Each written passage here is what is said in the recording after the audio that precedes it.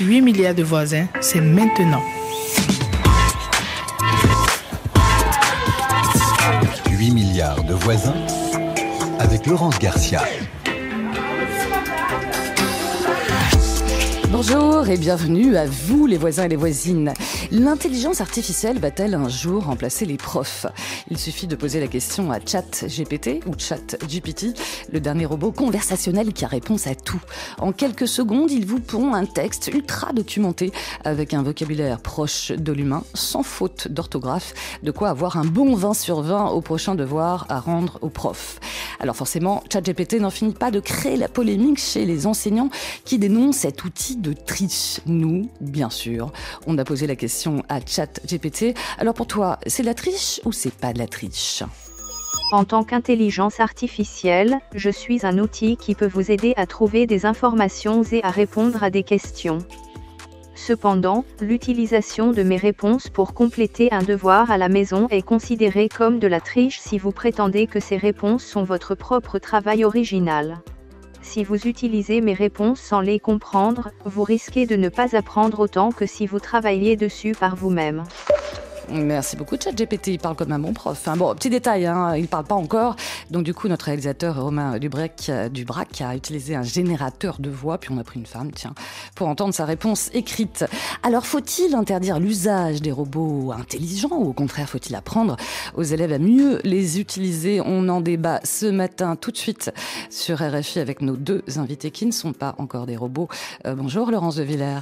Bonjour Laurence. Vous êtes professeure d'informatique à la Sorbonne, chercheuse au laboratoire interdisciplinaire des sciences du numérique du CNRS et vous avez signé Les robots émotionnels aux éditions de l'Observatoire. Petite question comme ça rapide, vous comprenez cette polémique là depuis l'automne maintenant dans l'enseignement supérieur autour de ce fameux chat GPT ou GPT. Oui, je comprends bien. C'est un nouvel outil qui a des conséquences très importantes en fait pour l'éducation. Et tout le monde en parle, tout le monde les sait. C'est la première fois qu'on a un outil aussi puissant d'IA dans les mains. Et c'est la première fois aussi qu'on peut s'apercevoir des erreurs que font ces systèmes, tout autant que ses capacités. C'est pour ça que l'école doit s'en emparer absolument. C'est un petit peu le sujet du jour. À vos côtés également, Vincent Cespedes, bonjour. Bonjour Laurence. Philosophe, essayiste, auteur de Le monde est flou, l'avenir des intelligences aux éditions Plomb. Vous avez publié récemment une tribune dans le journal Humanité, une tribune intitulée ChatGPT, apprendre à chevaucher la bête. La bête, c'est l'IA, une bête, un cheval, c'est un peu ça dans votre tribune, à domestiquer. À domestiquer, à chevaucher, c'est-à-dire qu'on doit faire avec et il faut s'entraîner. Et en fait, ce que l'intelligence artificielle challenge, défie, c'est notre capacité à communiquer avec elle et à pouvoir en tirer le meilleur en évitant le pire. Et c'est très très très complexe. On verra si y a un mode d'emploi ou pas. Et puis bien sûr, vous qui nous écoutez, qu'en pensez-vous, l'intelligence artificielle à l'école ? Ça vous inquiète ou vous pensez que ça devrait être mieux enseigné à l'école ? Voilà, que vous soyez prof, parent d'élèves ou étudiant, bien sûr, on attend vos témoignages au 33 7 64 45 51 41. C'est parti. 8 milliards de voisins, on est ensemble. Good morning, bonjour.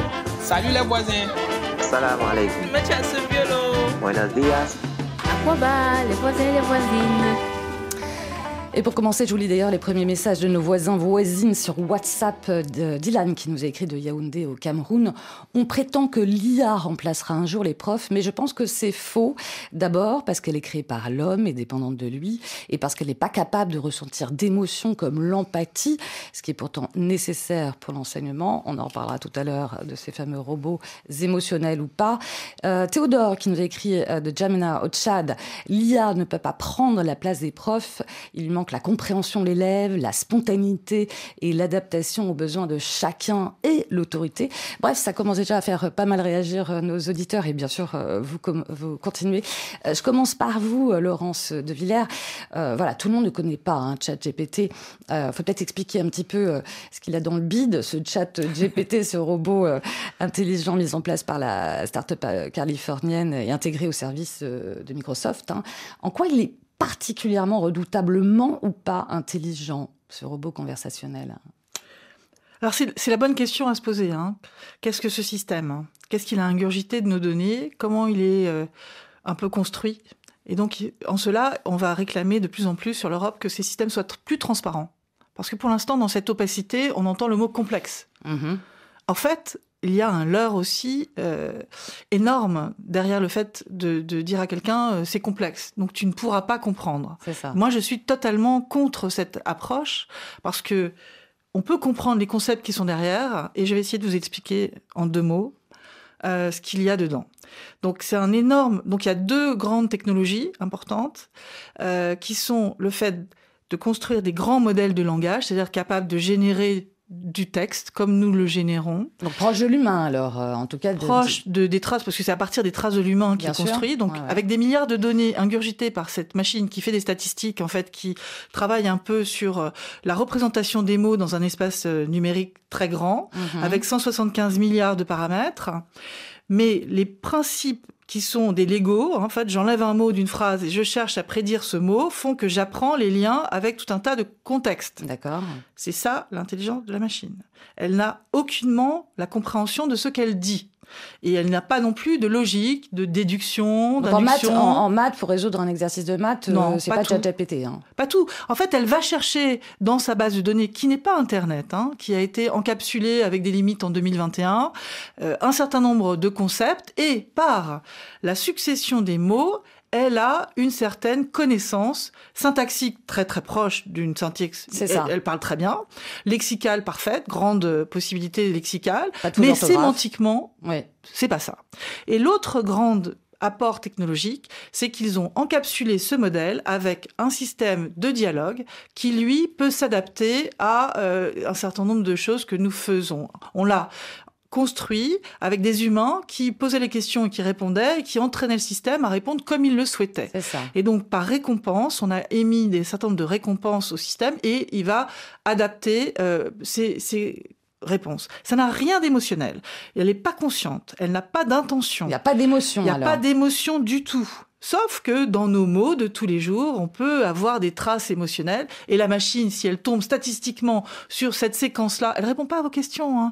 Elle continue la séquence, ce qu'on appelle le prompt. Vous posez, vous, une question. Et la machine, elle considère la suite de mots. Et elle va chercher ce qui va pouvoir être une suite possible. Et comme il y a eu cet entraînement de dialogue, qui en plus prend plusieurs réponses successives, donc avec une mémoire sur ce que vous avez dit avant, qui est très limitée mais qui existe, eh bien elle est capable de vous donner l'illusion que vous parlez avec quelqu'un. L'illusion. Mais franchement, si vous posez la question à la machine, la mère de Marie a 3 enfants, elle va vous dire Melchior, enfin plutôt 3 enfants, Melchior, Balthazar et la machine va répondre Gaspard, parce que dans ses méandre, elle a bien la succession des rois mages.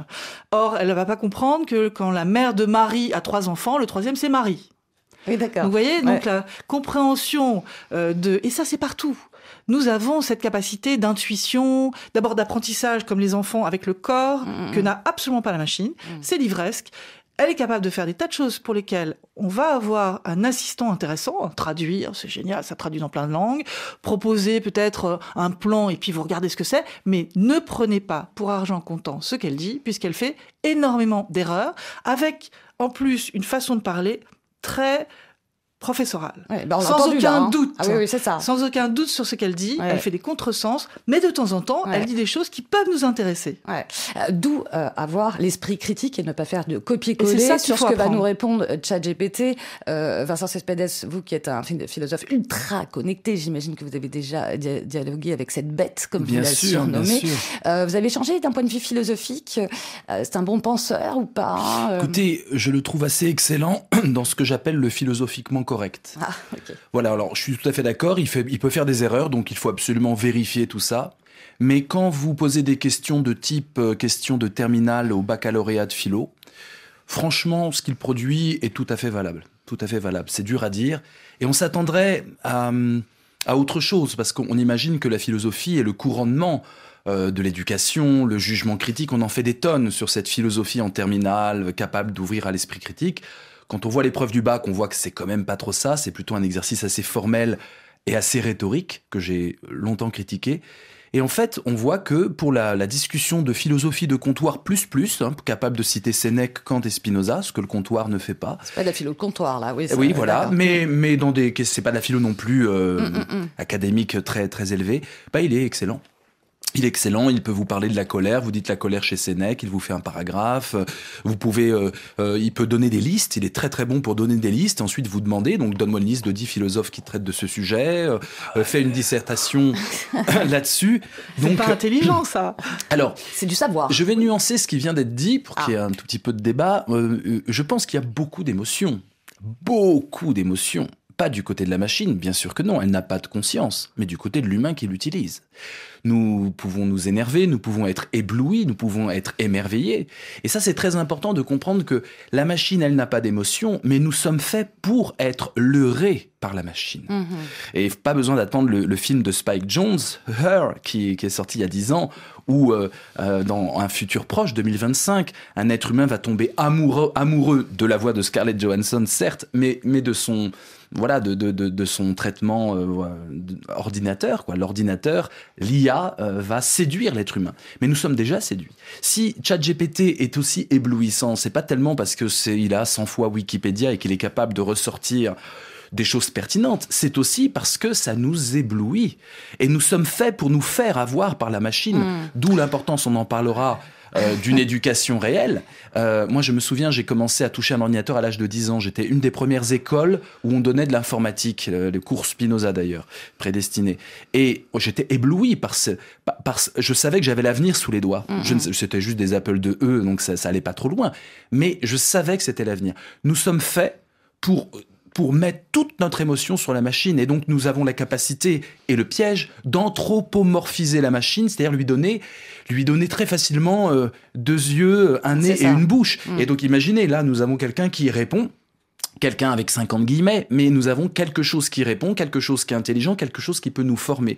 Et donc, le leurre le flou fait partie de la donnée centrale de l'interaction homme-machine. Je rebondis sur le flou, là, le vrai casse-tête aussi pour les profs, et on peut aussi peut-être les comprendre, on en parlera après, la façon d'enseigner peut-être certainement mieux la pensée informatique, mais le flou, là, pour les profs, notamment, c'est les fameux devoirs maison. Oui. Voilà, comment savoir si un étudiant a utilisé chez lui l'intelligence artificielle et rendre le lendemain le devoir au prof, sachant, bon, ok, il y a 0 faute d'orthographe, bon, ça déjà, ça peut être un petit peu, ça peut mettre quand même le doute, mais voilà, ça remet en cause le système de notation quand même, mine de rien, des devoirs. Oui, d'évaluation, très certainement, ça le remet en cause, mais c'est intéressant. Je pense que c'est très intéressant. C'est-à-dire qu'en fait, l'assistance de ce type de système qui n'est pas hallucinant, parce que là, moi, je veux pas l'émerveillement des enfants devant un jouet, quoi. On est devant une puissance non négligeable de manipulation, de production de fake news, parce que manipulation et de production de fake news. Bah, bien sûr. Ouais. C'est donc qu'il y a de l'émotion. Pour être manipulé, il faut quand même se laisser avoir, et pour se laisser avoir, il faut quand même qu'on soit épaté. On connaît tous nos biais cognitifs par paresse. On va pas regarder le sujet, on va aller juste regarder, on va l'effleurer et on va répondre directement. Et tous les outils informatiques nous poussent à être très rapides dans notre façon de fonctionner. On retweet, on dit oui, non, machin. On n'a plus le temps de penser en ce moment. Ah oui, excusez-moi, pour les philosophes. Je dis pas le contraire. Se faire avoir, c'est pas positif. Quand je dis la machine va nous leurrer, je dis pas youplaboum. Je ne suis pas dans le youplaboum, c'est formidable. Mais donc ChatGPT produit quand même malgré tout aussi des fake news. Hein. Non, il produit de l'hallucination. Il ne sait pas que c'est des fake news. Comme il n'y a aucun contrôle, enfin, derrière, quand même, ils ont mis des censures. Et c'est là aussi où il faut alerter tout le monde. C'est-à-dire qu'en fait, comme ces systèmes ne marchent pas si bien que ça, qu'on est obligé de les encapsuler dans un système qui converse pour arrondir les angles, faire qu'ils racontent moins de bêtises, que derrière, on ne veut pas qu'ils parlent trop de sexe, des aspects, je sais pas moi, de guerre chez les musulmans ou autres sujets qui pourraient fâcher, eh bien, il y a des sujets qui sont censurés. Ça, qui le décide ? C'est la société qui le décide, c'est OpenAI. Ouais. Pourquoi c'est pas plus ouvert ? Ou Microsoft d'ailleurs. OpenAI, c'est la start-up californienne qui a mis au point ce... Et donc, il est quand même important de se dire, ces systèmes demain, si elles n'ont pas le droit de parler de la religion musulmane, mais qu'elles peuvent parler du catholicisme ou du judaïsme, est-ce qu'elle n'a pas là une discrimination insupportable ? Donc, on est devant un pouvoir de génération aléatoire à partir des mots et de ceux que vous avez énoncés, plus le fait que ça s'adapte à certains, et qui sont les certains qui ont entraîné la machine. Donc on dit une poignée de gens, ingénieurs, qui ont éduqué la machine sont finalement ceux qui ont créé ce système, et nous sommes des millions à l'utiliser. Déjà là, il y a une espèce de massification de l'intention derrière, ok ? Et donc, il est important de voir que dans ces censures, il y a des problèmes éthiques évidents et qu'il faudrait des comités extérieurs qui puissent auditer ces systèmes. Ah ben ça, c'est à venir. Ça réagit pas mal du côté de nos auditeurs qui nous écoutent et qui nous appellent du côté du 33 7 64 45 51 41. Et là, c'est Taylor, qui nous appelle de Boma, c'est en République démocratique du Congo. Bonjour Taylor. Bonjour. Merci d'être avec nous ce matin sur RFI. Dites-moi, l'intelligence artificielle ChatGPT, c'est un débat à l'école ou pas chez vous, là-bas à Boma ? Bon, oui, les gens suivent, les gens aussi utilisent cela, souvent pour corriger des examens, généralement, surtout les tandis de la République. Par exemple, quand on corrige les examens d'État, on utilise des systèmes informatiques pour corriger les papiers des élèves.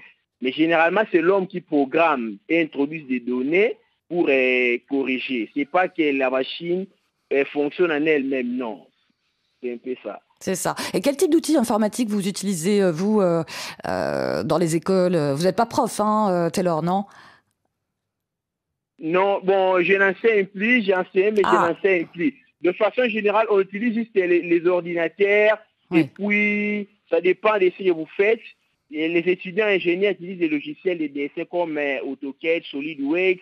Ça dépend. Ceux qui font aussi les options informatiques, ils ont aussi leur propre logiciel. Tantôt Excel, Word, c'est un peu ça. Ouais, c'est ça. Écoutez, merci beaucoup, Taylor, pour votre témoignage du côté de Boma et belle journée. Il y a un message aussi de Daisy qui nous avait écrit de Brazzaville sur WhatsApp dans la République du Congo, qui nous écrit ici: on a du mal à avoir Internet qui reste cher. Tous les habitants ne peuvent pas avoir un téléphone. Je n'imagine même pas l'intelligence artificielle ou ChatGPT arriver dans les écoles. L'intelligence artificielle va creuser le fossé entre les pays privilégiés et nous. C'est une vraie question, ça aussi, Vincent Cespedes. Oui, c'est une question fondamentale de l'accès. C'est la question de l'accès qui se pose déjà avec Internet, tout simplement. Et même en France, pas besoin d'aller en Afrique. En France aussi, zones blanches, Internet, il y a des inégalités. Donc c'est une vraie question très très importante. Alors il se trouve qu'il y a un penseur, un philosophe béninois, Paulin J.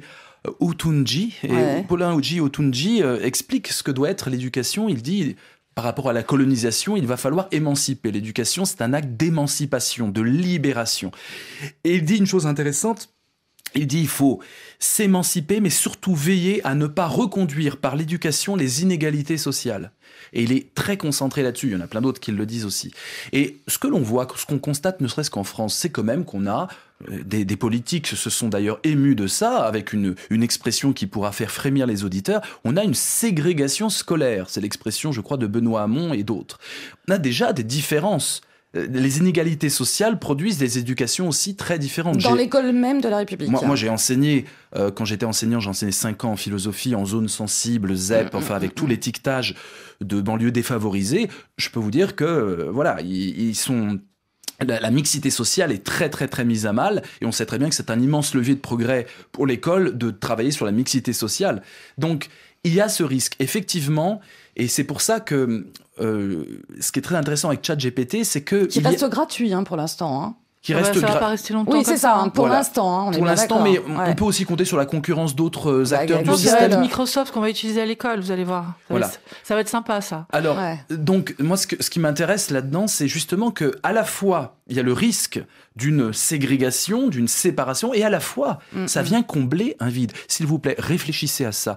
Des individus qui ne maîtrisent pas bien la syntaxe en français, des individus qui ne maîtrisent pas bien l'orthographe, qui est quand même un flicage généralisé et qui a été conçu comme ça, l'orthographe française. Généralisé, l'orthographe. L'orthographe, c'est avoir le CV dans sa façon d'écrire. C'est l'Académie, j'ai consacré un livre de philosophie là-dessus, elle a été compliquée artificiellement pour pouvoir séparer les femmes qui n'avaient pas encore l'éducation à l'époque et les demi-savants du reste des savants. Oui, mais n'empêche que, il y a beaucoup de profs aussi qui s'insurgent un petit peu par rapport à ChatGPT en disant ça va niveler encore plus. Au contraire, ce que je vous dis... ça va niveler encore plus le niveau de l'orthographe des étudiants qui est déjà malmené par l'écriture web, puisque là, il nous fournit un texte avec 0 faute d'orthographe. Alors, je sais, mais c'est quand même paradoxal d'avoir des professeurs qui déplorent l'excellent niveau d'orthographe d'élèves qui ont utilisé ChatGPT, et on est là à déplorer la copie parfaite. profondément, il y a une réduction aussi des écarts. Maintenant, n'importe qui est capable de pouvoir, il suffit, je vous explique le prompt, c'est très simple. Très rapidement, très simplement. Ouais. Corrige la syntaxe et l'orthographe du paragraphe suivant sans toucher les mots. 2 points, voilà. Et vous faites ça, et vous avez ChatGPT qui vous corrige toute la syntaxe et toute l'orthographe. Bah ça, je suis désolé, avec un monde où on échange des milliers de messages, où pouvoir écrire est aussi un codage social, c'est extrêmement intéressant. Elle lève la main, Laurence, comme à l'école. Très rapidement, Laurence, et après on va faire une petite pause. Oui. Il faut ouvrir le capot de la voiture. Hein. Qu'est-ce qu'il y a dans GPT 3.4, qui est le moteur de ce gros modèle de langage? 46% d'anglais, moins de 5% de français, et je vous dis pas sur les langues peu dotées. Hein. Donc, qu'est-ce que ça veut dire sur le raisonnement que fait ce système? Est-ce que c'est une syntaxe ça marche très bien en anglais, ça marche beaucoup mieux en anglais qu'en français, par exemple. Donc, il faut faire très attention. Et lorsque la langue n'est pas dotée, et pour certaines langues, c'est le cas, eh bien, c'est l'anglais qui est utilisé comme langue pivot. Mm-hmm. Donc, il y a une traduction. Donc, on perd la culture derrière. Donc, attention au fait que, finalement, dans les mots qu'on utilise, qu'est-ce qu'on transporte à travers ces mots? C'est notre culture. Eh bien, vous savez quoi? On poursuit le débat dans quelques instants. Tiens, vous voulez écouter une intelligence artificielle qui chante? Eh ben oui, tiens. C'est la musicienne américaine, elle s'appelle Holly Erdon. Elle a mis au point un algorithme, figurez-vous, qui est conçu à partir de sa voix.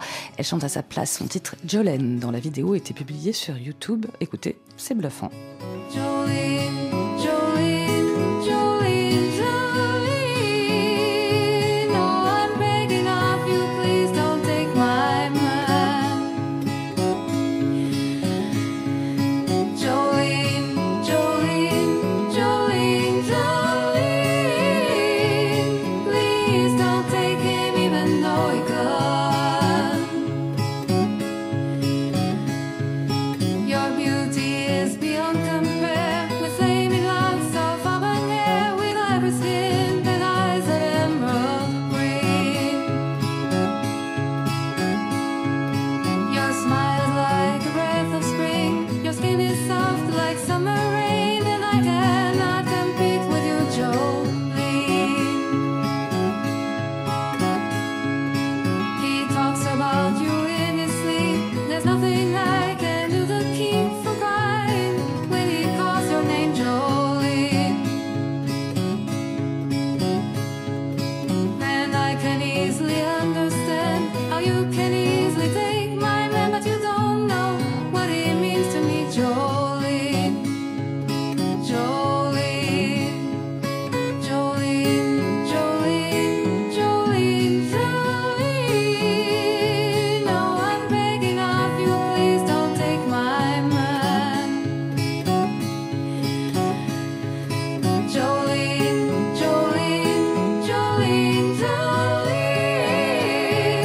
Please don't take him even though he could.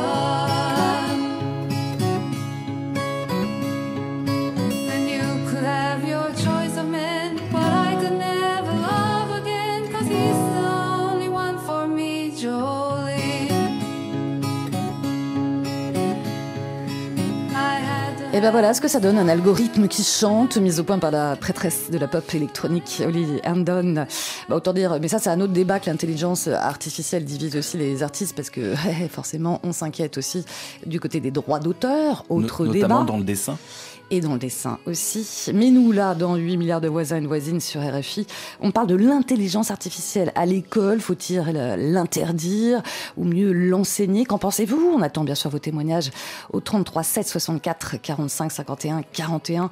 On continue à dialoguer avec nos deux invités, la chercheuse professeure d'informatique Laurence de Villers et le philosophe essayiste Vincent Cespedes. Et on a un auditeur qui nous appelle, il y en a beaucoup, qui nous appelle justement, qui est en ligne avec nous. C'est Taylor, c'est Moussa, pardon, qui nous appelle de Dakar, au Sénégal. Bonjour Moussa. Et bonjour Laurence. Merci d'être avec nous ce matin. Je crois savoir, Moussa, vous êtes formateur en e-commerce, c'est ça? Oui, absolument. Vous avez raison. Bon. Alors, l'intelligence artificielle, ChatGPT, par chez vous ou vous-même, vous connaissez, on en parle ou pas encore à l'école? Absolument. Pour le moment, au Sénégal, l'application n'est pas très connue. D'habitude, ceux qui l'utilisent souvent, ce sont les entrepreneurs. Les entrepreneurs? Les entrepreneurs qui donnent des formations en ligne sur les réseaux sociaux. Ouais. Ce sont eux qui utilisent cette application. D'accord. Et vous, qu'est-ce que vous en pensez, vous, Moussa, de l'intelligence artificielle à l'école? Ça peut remplacer les profs un jour ou pas? Bon, oui, ça peut remplacer les élèves, les professeurs. Pas encore les élèves. Les deux. Puis l'école. Les professeurs, dis-moi. J'ai bien rectifié, je crois. C'est ça. Ok. Ça peut remplacer les professeurs dans la mesure où, en tout cas, les pays et les capacités pouvant, en tout cas, intégrer ce système au niveau des espaces numériques. Oui. Par exemple, ici au Sénégal, dans le cadre de ce qu'on appelle l'Université virtuelle du Sénégal, il y a des espaces qui sont uniquement dédiés à l'intelligence artificielle où les élèves, les étudiants se rencontrent souvent pour faire leurs cours. Ouais, d'accord. Merci beaucoup en tout cas pour votre témoignage, Moussa, et belle journée du côté de Dakar. L'intelligence artificielle va-t-elle un jour remplacer les profs? On a forcément posé la question à ChatGPT. Il est peu probable que les systèmes d'IA remplacent complètement les enseignants dans l'avenir. Cependant, les systèmes d'IA peuvent être utilisés pour soutenir et compléter le travail des enseignants. Par exemple, ils peuvent fournir des moyens innovants d'apprentissage, tels que des simulations interactives et des expériences personnalisées, ou aider les enseignants à évaluer et à suivre les progrès de leurs étudiants. Elle est plutôt modérée, notre ChatGPT, Laurence de Villers. Est-ce qu'il faut mieux s'intégrer, interdire, parce que c'est Sciences Po et quelques écoles publiques aussi du côté de New York qui ont interdit l'usage de ChatGPT à leurs étudiants. Vous dites que ça va pas. Il faut mieux enseigner, mieux former et notamment mieux enseigner ce que vous appelez la pensée informatique. Oui, je pense que interdire est en aucune façon une solution. On a interdit les machines à calculer, on a interdit des tas de choses pendant l'éducation des enfants. On en a vu des conséquences assez négatives. Là, il faut monter dans le bateau. On a l'occasion, puisque c'est critique et qu'effectivement, certains professeurs vont pas pouvoir déceler peut-être si l'étudiant a réellement fait un travail ou pas. Donc, il faut pas faire en parler autant comme étant un atout toujours positif, sinon on va faire une allégorie de la paresse.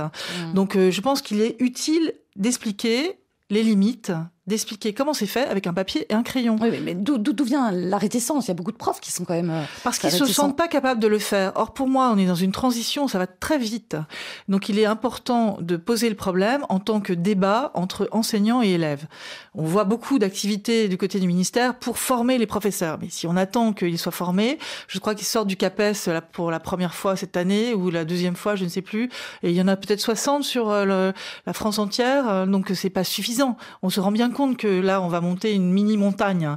Donc, il est important que demain, à l'école, je répète, en interdisciplinarité, ça soit le prof de maths, soit le prof de français, soit le prof de philo, soit le prof... Et alors, philo, on attend le bac pour parler de philosophie, alors qu'on devrait parler des usages et de l'éthique de l'IA. Moi, je suis présidente de la Fondation Blaise Pascal, qui a été montée par Cédric Villani et des chercheurs de l'INRIA et du CNRS. Donc, les fondateurs, c'est CNRS, INRIA et l'Université de Lyon. Et nous poussons à la médiation en informatique et en mathématiques pour moins de clivage dans la société, pour aller chercher tout le monde. Mais pas en tant qu'outil qu'on va utiliser pour prétendre réduire artificiellement les écarts, mais pour comprendre la pensée informatique, comprendre ce qu'il y a dessous avec des mots simples. Et je vous assure qu'on fait des codings. Ça exige une énorme formation. Tous les profs ne sont pas non plus outillés pour. Non, on fait des capsules IA éthiques, par exemple, où on a un petit film où on explique des termes compliqués, on explique le concept qui manipule, par exemple, et derrière, le professeur va débattre avec les élèves, avec un certain nombre de pointeurs. Et ce sont des activités où tout le monde va apprendre qu'il faut débattre de ces sujets. Là, regardez, moi, avant les présidentielles, j'avais posé ce sujet sur la table. Personne n'en a débattu. Or, le pouvoir d'achat des Français demain et plus largement dans le monde entier va être lié à ces outils d'IA. Et il faut pas croire que les outils réduisent les écarts sans effort, ce n'est pas vrai. Et ceux qui vont manipuler demain, ce sont ceux qui vont faire l'effort de comprendre cette pensée informatique. Si je vais plus loin sur la manipulation, que font les États-Unis en ce moment? Ils utilisent derrière ChatGPT des choses pour générer des images, comme vous avez commencé à en parler. DALL-E, par exemple, qui est un autre outil. Eh bien, les restaurateurs l'utilisent maintenant pour générer des photos de menus qui pourraient davantage convaincre leurs clients de commander plus. Oui, donc dans la consommation du plus, quoi. Voilà. Et ça va être partout. Ouais. Et ça déferle, sans Mais là- réglementation, sans normalisation. Sur l'école, ça va être pareil, ça va être des surfaces. Il faut absolument pas être sur la surface, il faut aller au cœur de ces systèmes pour comprendre les concepts. Et je vous dis, on fait ça avec des enfants de 5 ans à 10 ans. Donc me dites pas que tout le monde n'est pas capable de comprendre cela. Il faut juste se dire, les mathématiques, c'est pas juste complexe et machin, c'est accessible à tous, c'est la façon de Les l'enseigner. mathématiques, ça effraie depuis longtemps. Mais il y a hein. des mathématiques, Ouais, il y a c'est des bien le terme, mathématiques. c'est avec un S. La pensée informatique, c'est une pensée philosophique, Vincent Cespedes. Il faudrait quoi, l'enseigner Non, elle dit non, Laurence de C'est Villers. pas de savoir seulement de- philosophique. Bon, pas que. Non, mais bien Ah bah sûr. non. Mais il faudrait l'enseigner quoi, dès l'école primaire, quelque part Moi, je suis pour qu'on enseigne la philosophie. Moi, je pense Oui, que ce déjà. qui permet de régler, justement... Parce qu'en fait, comprendre comment la machine marche, c'est bien. Mais utiliser la machine et comprendre comment je peux l'utiliser, je pense, en termes d'éducatif, c'est aussi complémentaire. Donc comprendre effectivement que la machine n'est pas une personne, sortir de l'anthropomorphisme, comprendre qu'elle a des limites, qu'elle peut dire n'importe quoi, notamment en histoire, c'est une catastrophe. Elle Ah oui invente des choses. Elle comprend pas les dates. Ouais, Elle n'a pas dénombrement voilà. des Elle dates. comprend pas les dates. Non, donc Et c'est pour ça qu'elle est meilleure en philo, parce qu'en philo, on peut planer en dehors C'est ça. de la réalité. Voilà.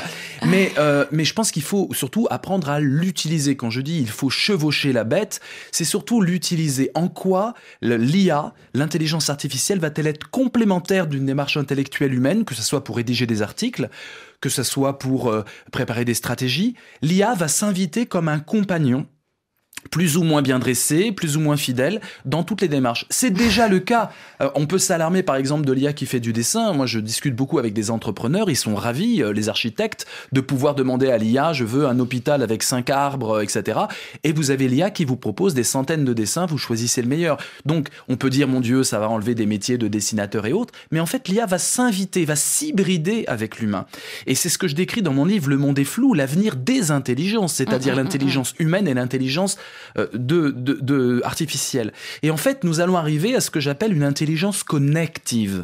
Elle n'est pas connective, connectée. Ouais. Et il va falloir qu'on développe à l'école cette intelligence de pouvoir se connecter les uns avec les autres, ce qui n'est pas le cas de l'école. L'école actuelle, c'est des échelles d'évaluation individuelles où les élèves sont très très isolés les uns des autres. Donc déjà, il y a une immense réforme à faire. Par rapport au collectif, par rapport au Exactement, on doit développer. Sauf que ça peut mettre aussi en question la notion d'autorité aussi du prof. Ah ben bien sûr. Parce que si on partage les savoirs et les conversations ou autres, c'est une vraie question dans le sachant et l'apprenant. Les professeurs doivent réfléchir aussi à leur propre crispation narcissique par rapport à l'intelligence artificielle. Et nous avons tous... Sympa pour les profs qui nous écoutent. Non, mais pour tout le monde. Je suis pas d'accord. Pour l'humain. Non, mais juste 2 secondes. Nous avons tous une... Je veux pas blâmer les profs qui font un métier formidable, évidemment. Nous avons tous quelque chose de narcissique et une sorte de faille narcissique face à l'IA. L'IA qui connaît plus que nous dans la simple érudition. L'IA qui formule les choses peut-être plus rapidement que nous. Nous allons être humiliés. Là, c'est rien. On parle de ChatGPT. Dans mon livre, j'invente le dialogue avec une intelligence artificielle du futur. Donc, elle nous bat à plat de couture dans tous les domaines. Ça arrivera, on le sait. Et donc, face à l'IA, nous devons réfléchir sur notre propre narcissisme. Et beaucoup de rejets de l'IA viennent de notre faille narcissique. Nous avons une crispation narcissique, nous ne supportons pas qu'une machine nous batte. Mais en fait, la machine, c'est de l'humain. C'est l'humain qui bat de l'humain. Voilà, il faut revenir à ça. Et donc, il va falloir qu'on développe notre intelligence connective. Comment, en nous connectant à des intelligences artificielles, nous pouvons être plus justes, plus performants, plus rapides et tout ce que vous voulez. Alors, vous ne voyez pas la tête de Laurence de Villers parce que l'émission n'est pas filmée. Elle prend énormément de notes. Vous n'avez pas l'air tout à fait d'accord avec Vincent Cespedes. C'est quoi le problème? C'est-à-dire qu'on va niveler l'intelligence vers le bas, si on vous écoute. C'est-à-dire que le mainstream, ça va être la façon de penser. Je suis désolée, faire des statistiques sur des grands nombres, c'est finalement avoir des idées préconçues, les idées reçues de tout le monde, voir les idées reçues fake news. C'est ça qui va être demain nos connaissances. Je pense pas avoir dit ça, mais j'entends ce que vous dites, mais j'ai pas dit ça. J'ai pas dit vive la fake news. Vous n'avez pas dit ça, mais c'est ce que fait le système. Donc, non, sans comprendre le système... il ouvre. Si on sait bien l'utiliser. Si on sait mal l'utiliser, oui.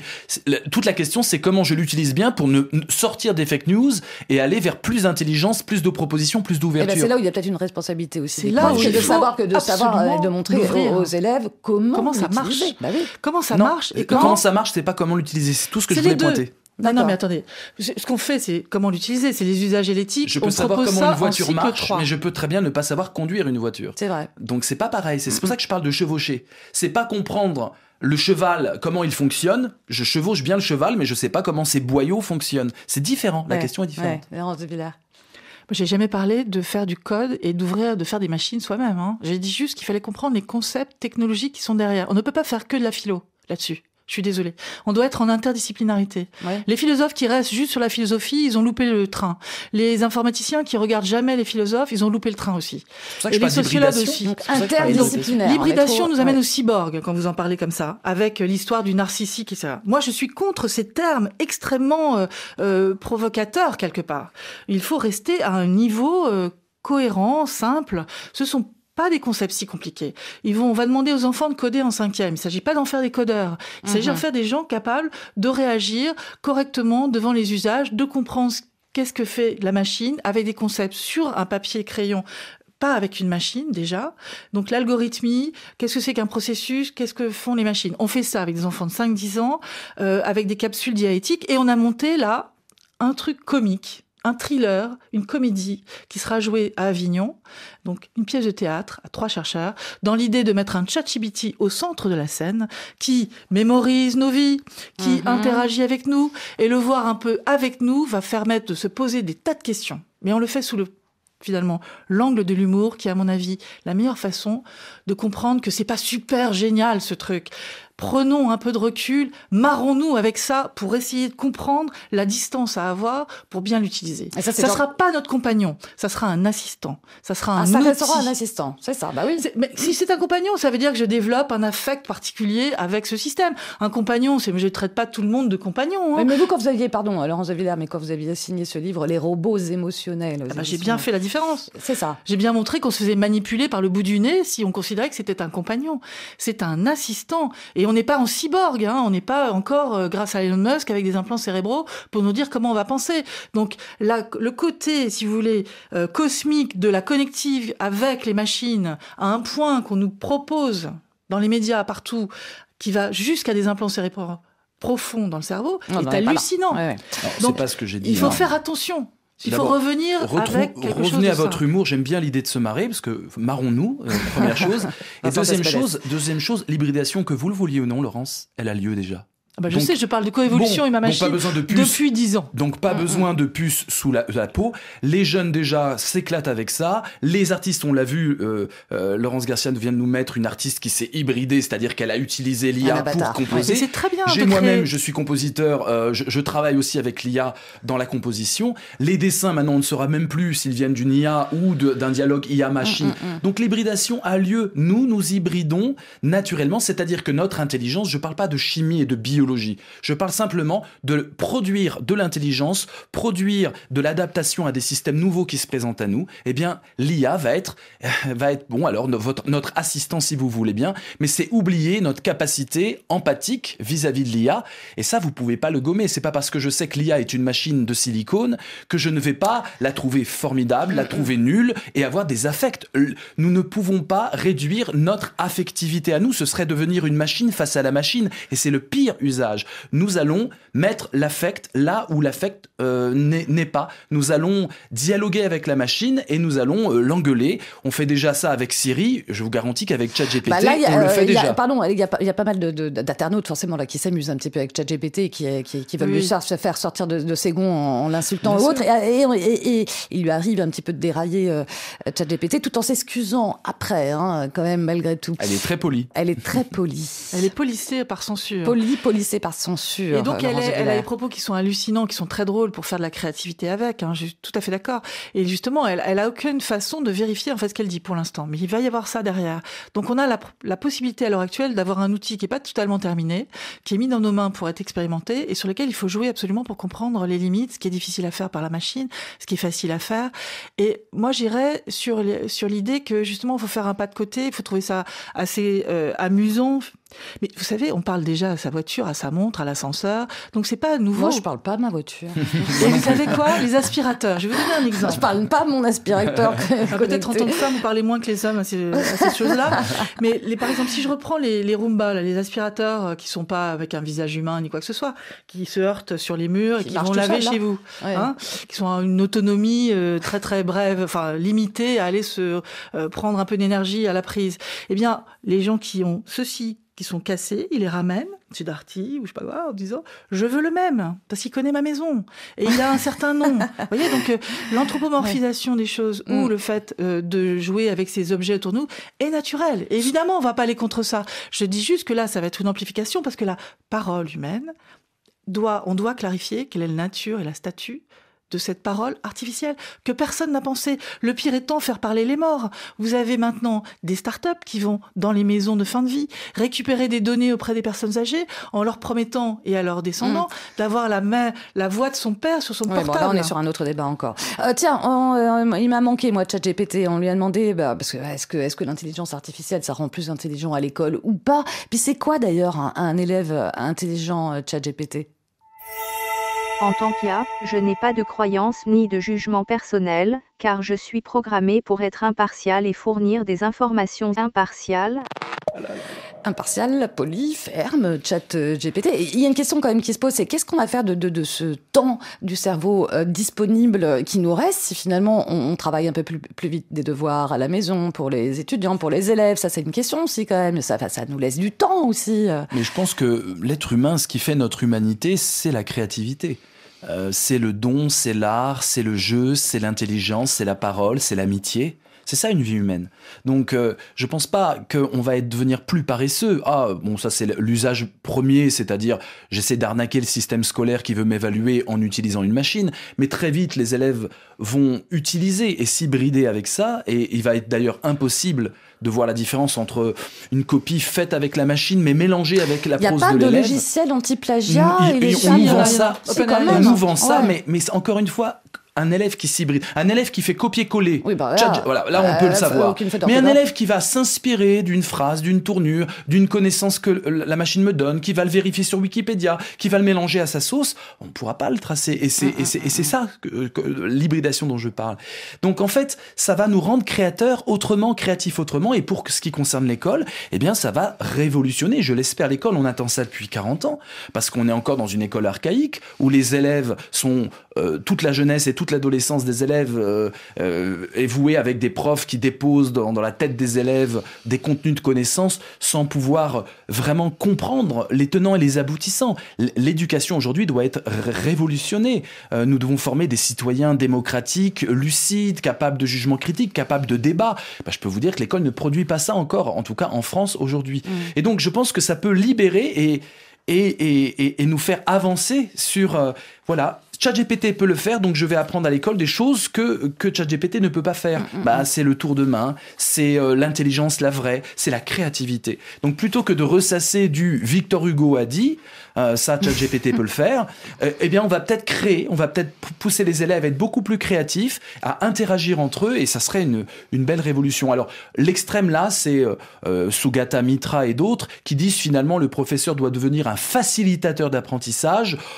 À la maison, on vous donne des vidéos, on vous donne du ChatGPT, et puis à l'école, vous allez tester les pratiques collectivement. Bon, moi, je suis pas du tout dans ce modèle-là. Et on l'a vu avec le confinement. Avec le confinement, on a eu du téléenseignement. C'est vrai. Et c'était un fiasco total. C'est-à-dire que sans le lien humain, lien humain et l'intuition, c'était un fiasco. Sans le lien humain et l'intuition, en fait, nous n'arrivons pas à mettre du nôtre. Les bons profs que vous avez eus, c'est pas ceux qui récitaient le mieux les matières qu'ils ont apprises. Les bons profs que vous avez eus, ils étaient capables de passion et d'empathie. Et ça, ChatGPT est encore très loin de ça. Laurence Jabila veut réagir à ce sujet sur en fait, téléécole. Moi j'ai fait des amphis de 80 à distance. Hein. Et en fait, comme il y avait tous leurs noms au-dessus, je pouvais poser des questions à chacun. Dans un amphi, quand vous avez 80, et dire vous, monsieur, un tel, qu'est-ce que vous en pensez de ça? Et j'ai eu au contraire un cours très interactif. J'ai parlé du collège et du lycée, je parlais pas de la fac. C'est oui, si j'avais été au collège, au lycée, j'aurais fait pareil. Non, pas du tout. C'était terrible. Tout le sur la durée, sur le long terme, ça a coupé quand même. Il y a eu beaucoup de décrochage scolaire. Non, mais d'accord, mais on était tous devant un mur qu'il fallait dépasser. Oui, non, ça c'est sûr. Donc c'était intelligemment, agilement, il fallait inventer autre chose. Évidemment, on restait pas sur le même cours de d'habitude. Moi, j'ai modifié plein de choses. Mais si on n'est pas agile en tant qu'humain pour s'adapter, alors est-ce que vous ne continueriez cela? Pourquoi, après tout, vous déplacer en cours? Pourquoi ne pas continuer à faire du téléenseignement? Pour terminer rapidement, il nous reste une petite minute. Mais je fais les deux. Moi, je veux qu'il faut... Mais c'est un fiasco au collège, je vous le dis. Le téléenseignement au collège, ça marche pas du tout. Vraiment, ils ont fait un super boulot, les profs. Mais un élève a besoin d'un contact humain et de savoir qu'il y a un humain en face.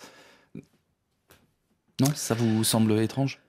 Pas du tout, pas du tout. Pas du tout. Je travaille sur les émotions dans mon labo. Je remets pas en cause. Je travaille sur tous ces aspects qui sont reproduits par les machines de façon absolument simplifiée et sans du tout la teneur de ce qu'on a partagé entre nous. On parle d'empathie artificielle, il n'y a pas d'empathie artificielle, il y a juste une imitation. Mais tous ces sujets autour de ces systèmes, ce sont que des imitations qui viennent des traces d'humains. Et je pense que, attention à la manipulation, certains le font et d'autres l'utilisent. Donc, pour l'utiliser intelligemment, il faut ouvrir le capot de la voiture. On ouvre le capot de la voiture et on chevauche la bête pour terminer. Merci beaucoup pour cet échange passionnant. Merci. Pas toujours d'accord, mais c'est ça qui est bien aussi. Laurence de Villers, professeure d'informatique à la Sorbonne.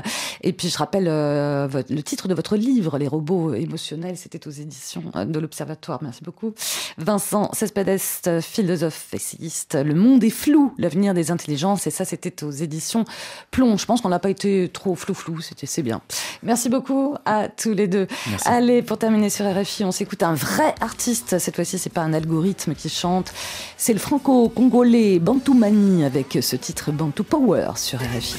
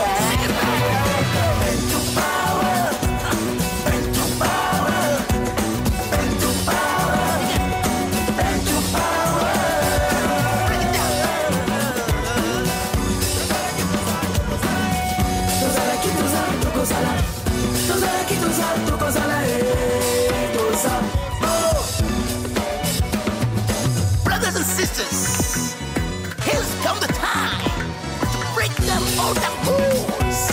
All the rules. Hold on tight. Hold on, brother. Deep in your mind, there is one stream that you can hide. If you wanna be new mankind,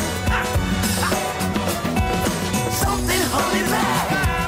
Something hold me tight, but we gotta face time we were king. If you really wanna know where we come from, then you will understand. Understand, it's something that we have to keep. Something gotta keep. Bantu power, Bantu power, Bantu power. 1 milliard de voisins et de voisines, c'est fini. Merci bien sûr à toute l'équipe, Romain Dubrac, Damien Roucou et Valentine Lemaire. On se retrouve demain à la même heure sur RFI. On parlera de cette parole taboue, la parole des hommes violents. Le droit à l'écoute fait pourtant partie de la prise en charge des auteurs de violences conjugales pour éviter la récidive. On attend bien sûr vos témoignages demain au 33 7 64 45 51 41. À demain.